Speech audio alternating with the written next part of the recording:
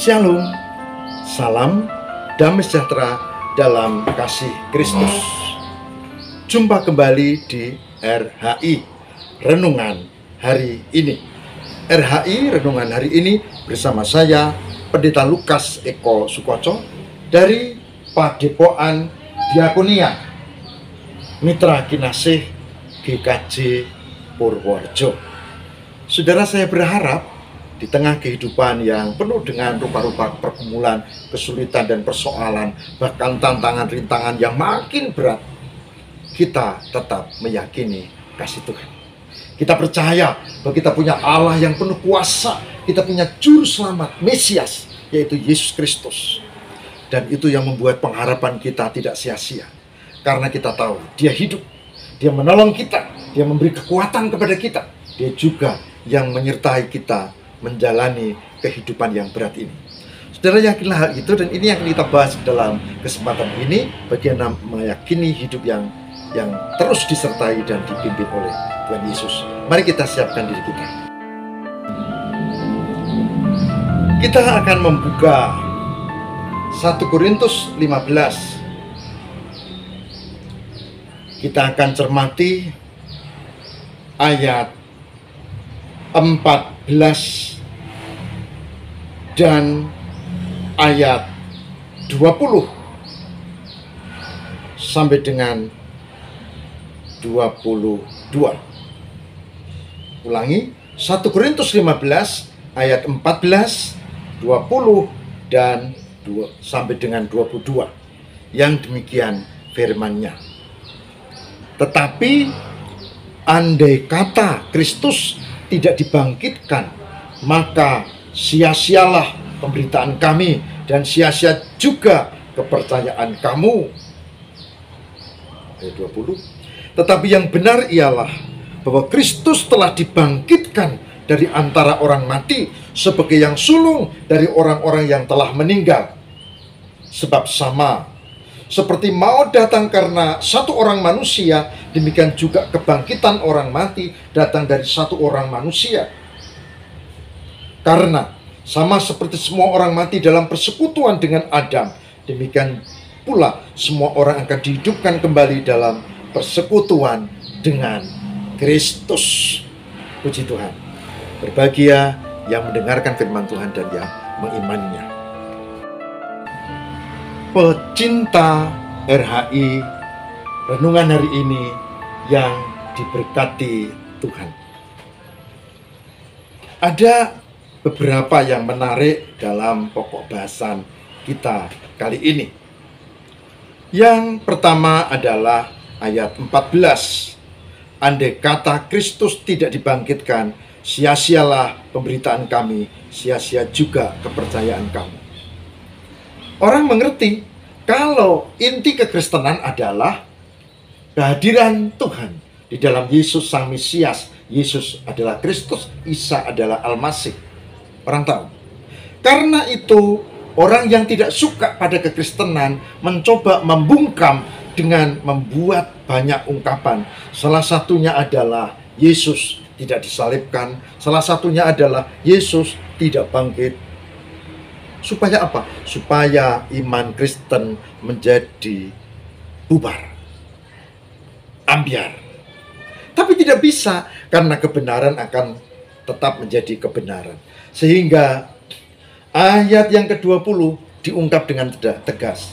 Tapi yang benar ialah bahwa Kristus telah dibangkitkan dari antara orang mati. Maka upaya untuk bikin ambiar iman Kristen nggak bisa. Karena pengharapan orang Kristen jelas. Yesus bangkit sesuai dengan kitab suci. Dan Dia menjadi penyelamat. Ayat 20. Saudara, sebagai hambanya saya mengajak supaya kita hati-hati untuk membaca di internet atau apa. Siapa itu yang tulis? Apa maksudnya? Buat apa dia tulis itu? Dan nanti ketahuan dia termasuk yang tulisan bagus atau tidak, tulisan sehat atau tidak. Dia termasuk yang Injil asli atau palsu. Yang palsu pasti menentang kebangkitan Yesus, menentang Isa adalah Al-Masih, menentang Yesus adalah Kristus, menentang Yesus adalah Mesias Juru Selamat. Itu ciri umumnya begitu. Tapi yang menarik adalah yang mau bikin ambiar iman Kristen tidak bisa. Sebab kebenaran muncul bahwa Yesus memang bangkit. Kemarin kita bahas, sudah banyak bukti, saksi, tapi juga pengakuan. Nah, apa artinya ayat 21? Sebab sama seperti mau datang karena satu orang manusia, demikian juga kebangkitan orang mati datang karena satu orang manusia. Mau datang karena Adam. Adam yang melanggar, kemudian kita semua, anak turunnya menjadi berdosa. Kita diusir dari Firdaus, dan kita menjadi terbengkelai di dunia ini. Karena satu orang. Dan kebenaran itu muncul karena Allah mengutus di dalam diri Yesus untuk membuka pintu tobat, untuk membuka pintu keselamatan, untuk memberi kesempatan kita datang dan diselamatkan. Dan karena satu orang itu, yaitu Yesus. Itulah sebabnya bagi orang yang beriman, Yesus tidak sekedar nabi, apalagi cuma rasul. Enggak, Yesus adalah Mesias. Ayat lain sudah sering dikutip. Karena begitu besar kasih Allah akan dunia ini, sehingga mengaruniakan anaknya yang tunggal, supaya barang siapa yang percaya kepadanya tidak binasa, melainkan beroleh hidup yang kekal. Yohanes 3 ayat 16. Saudaraku, ayat 21 disambung ayat 22. Ayat 21 dikatakan, mau datang karena satu orang, kebangkitan orang mati, keselamatan datang karena satu orang, yaitu Yesus. Disambung ayat 22. Karena sama seperti semua orang mati dalam persekutuan dengan Adam, demikian pula semua orang akan dihidupkan kembali dalam persekutuan dengan Kristus. Saya beritahu, dari ayat ini, harapan untuk bisa kembali berelasi dengan Allah di surga, orang umum menyebut masuk surga, ya. Hanya satu, di dalam Kristus, tidak ada yang lain. Itulah sebabnya Paulus menegaskan di dalam Kisah Rasul bahwa di atas bumi, di bawah kolong langit ini tidak ada nama lain yang menyelamatkan kecuali di dalam Yesus. Hanya di dalam Yesus. Ini soal iman. Saya meyakini, itulah sebabnya saya menjalani hidup dengan banyak kesulitan. Saya percaya Tuhan Yesus pasti tolong dan berkati. Saya yakin bahwa Tuhan tidak pernah meninggalkan orang-orang yang beriman kepadanya. Tuhan senantiasa hadir, Tuhan senantiasa menolong, Tuhan senantiasa menguatkan orang yang percaya. Itu yang terjadi. Dan itu juga yang terjadi tidak hanya saya, tidak hanya saudara, tapi semua orang yang percaya kepadanya pasti dikuatkan, diberkati, dipulihkan, dan disertai.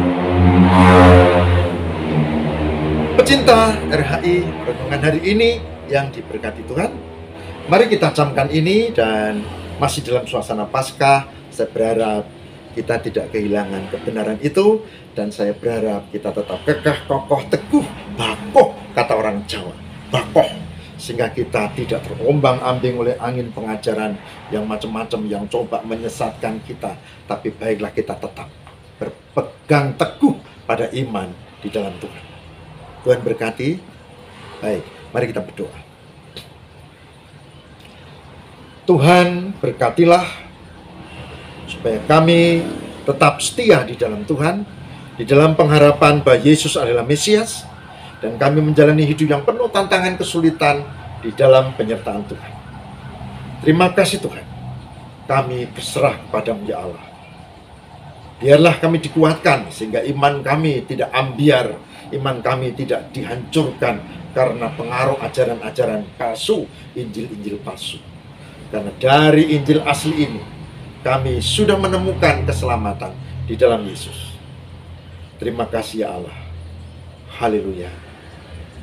Amin.